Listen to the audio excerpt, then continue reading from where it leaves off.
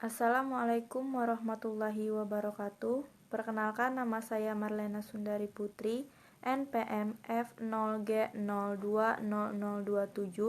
Saya dari tingkat 1A. Alat reproduksi pria.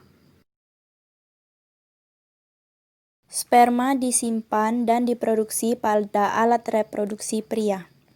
Di sini Anda bisa lihat bagian sistem reproduksi pria, testis atau buah zakar, penis atau batang zakar, uretra atau saluran kencing, vas deferens atau saluran benih, prostat, vesikula seminalis atau kantung mani.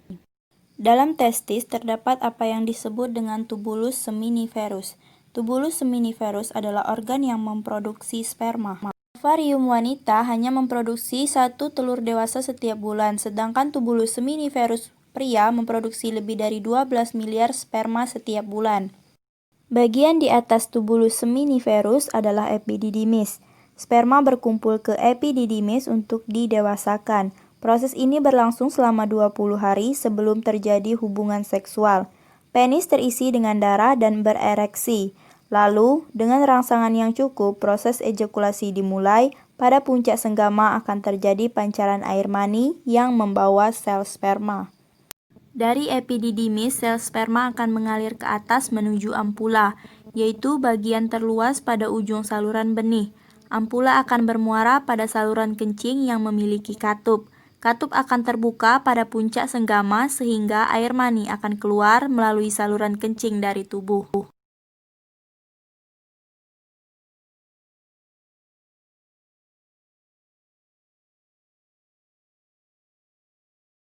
Alat reproduksi wanita. Untuk memahami proses produksi telur, mari kita lihat beberapa organ reproduksi wanita atau alat kelamin wanita. Ini adalah uterus atau rahim, tuba fallopi, ovarium atau indung telur, vagina atau mulut rahim. Mari kita perbesar ovarium untuk melihat perkembangan telur. Kita bisa melihat dalam ovarium di sebelah kiri, gambar berwarna ungu adalah sel telur yang sedang berkembang.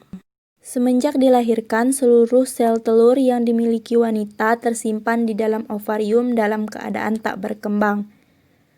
Sebulan sekali, perintah hormonal dari otak memerintahkan ovarium untuk memproduksi folikel, di mana folikel yang dominan akan melepaskan sel telur dewasa untuk pembuahan. Lihat folikel yang berkembang dalam ovarium ini.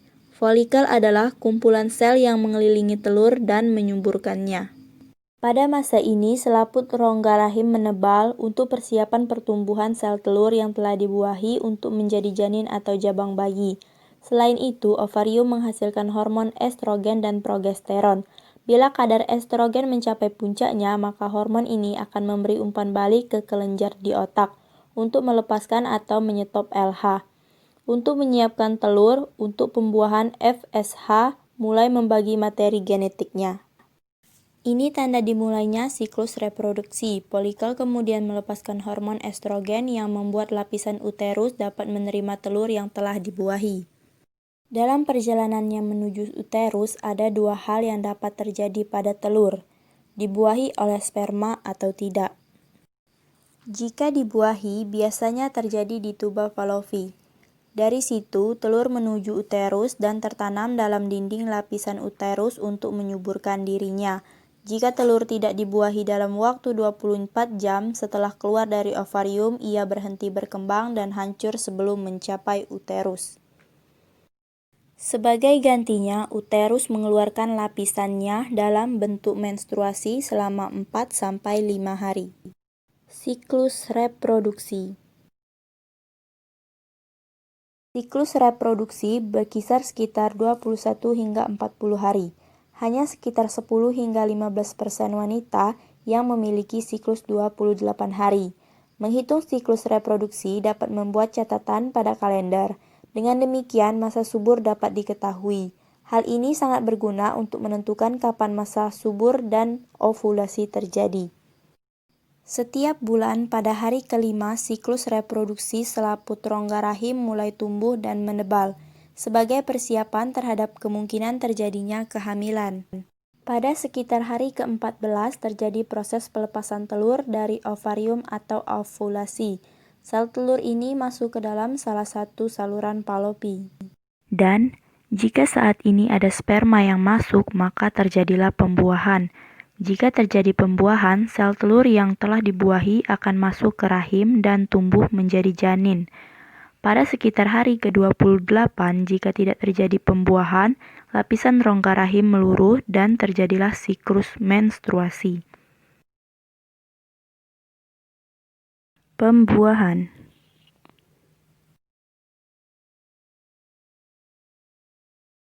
Jutaan sperma dilepaskan dalam satu kali ejakulasi saat puncak senggama. Setelah dipancarkan ke dalam mulut rahim, sel sperma bergerak ke dalam rongga rahim dan saluran telur untuk mencapai sel telur yang matang dan siap dibuahi. Dari jutaan sperma yang dipancarkan, hanya beberapa yang dapat bertahan hidup dan sampai ke indung telur, dan hanya satu yang akan bertahan hidup mencapai indung telur. Sperma kemudian mempenetrasi dinding sel telur. Kemudian mengkombinasikan materi genetiknya dengan sel telur dalam proses yang disebut pembuahan. Kehamilan. 3 bulan pertama kehamilan terjadi selama 14 minggu dari 40 minggu masa kehamilan. Pada masa ini wanita mengalami berbagai perubahan emosi yang dikarenakan perubahan hormon pada tubuhnya. Dan pada saat ini pula sering terjadi mual-mual pada pagi ataupun malam hari. Pada minggu pertama, hampir seluruh organ internal janin telah terbentuk. Janin mulai mengepah, bahkan sudah dapat sedikit bergerak. 3 bulan kedua, minggu ke-15 sampai minggu ke-27 kehamilan, wanita mulai mengalami gejala sesak nafas. Pertumbuhan janin di perut mulai terlihat, muncul kerut dikarenakan membesarnya kandungan. Pertumbuhan janin terjadi paling cepat di minggu ini. Tangan dan kaki janin berkembang semakin kuat. Gerakan janin semakin dapat dirasakan ibu yang mengandung. Walau organ janin telah hampir terbentuk, paru-parunya masih harus berkembang. Janin bertambah besar dan berat. Pada 3 minggu terakhir, minggu ke-28 sampai minggu ke-40, bayi dan paru-parunya terus berkembang. Sulit bagi wanita menemukan posisi yang nyaman baik saat tidur maupun terbangun pada usia kehamilan ini. Pada akhir minggu ke-40, bayi terdorong ke bawah. Hal ini merupakan tanda persalinan akan dimulai.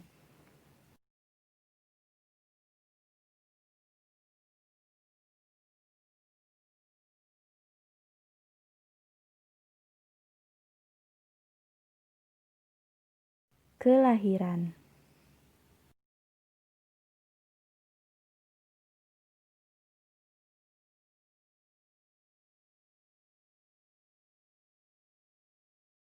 Ketika pembukaan mencapai 10 cm, terjadi dorongan tanda persalinan akan dimulai.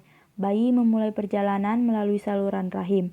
Saat kepala bayi mulai berputar, ia dapat saja terluka ketika menuju ke bawah saluran rahim yang sempit pembukaannya.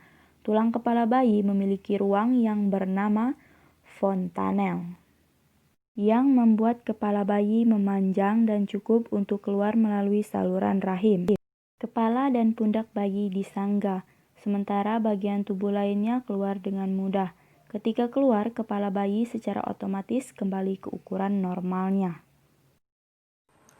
Terima kasih telah menonton video saya. Saya akhiri. Wassalamualaikum warahmatullahi wabarakatuh.